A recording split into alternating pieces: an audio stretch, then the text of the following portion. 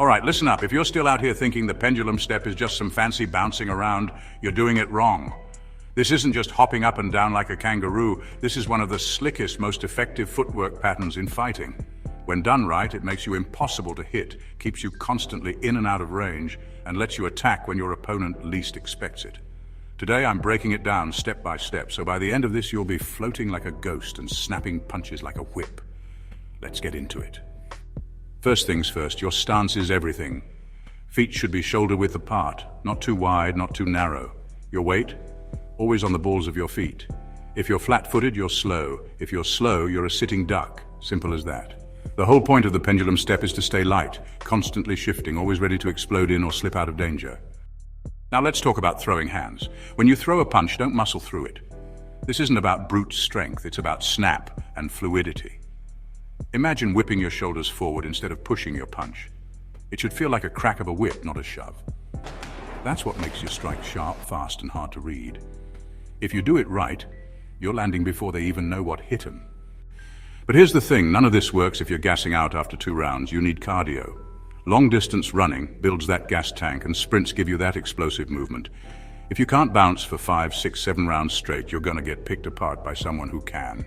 No shortcuts here, put in the work. All right, let's clear something up. The pendulum step isn't just hopping up and down like a rabbit. That's the biggest mistake people make. It's short, quick shifts forward and back, not vertical jumps. You want small, efficient movements, just enough to create angles and openings. And here's a tip. Imagine your torso and legs as separate entities. Your upper body stays relaxed, your legs do the work. If you're too stiff, you're slow. If you're slow, you're predictable. And if you're predictable, you're getting cracked. Now let's talk offense. When you're stepping in, throw long hooks instead of short hooks. You want to maintain range while still generating power. And don't just rush in blindly. Feint as you step in. Make your opponent react before you even commit. When you exit, don't just bounce out aimlessly. Frame with your lead arm to stop them from charging in. These little details make a massive difference. One last thing. Your arms while bouncing. They should feel like they're hanging naturally from your shoulders, but your elbows should be bent and pointy. Not too tight, not flaring out, just loose, ready to fire at any moment. Think of them as loaded weapons, always primed. So here's the bottom line. The pendulum step isn't just about moving around. It's about staying elusive, attacking unpredictably, and always being in control of the fight's rhythm.